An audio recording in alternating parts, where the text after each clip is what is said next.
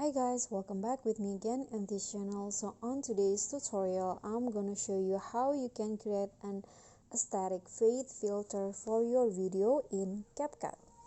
So this can be used not only for videos, actually you can also use it for photos, and today I would like to use it for photos. So first, after you import your photos, just go to adjust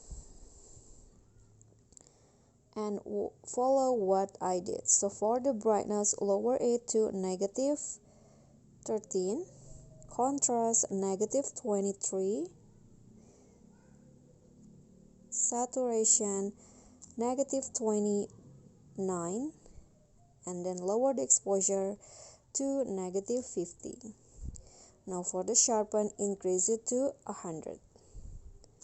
So now you are done, and then you can just apply it to all of your edits. So here is the aesthetic fade filter.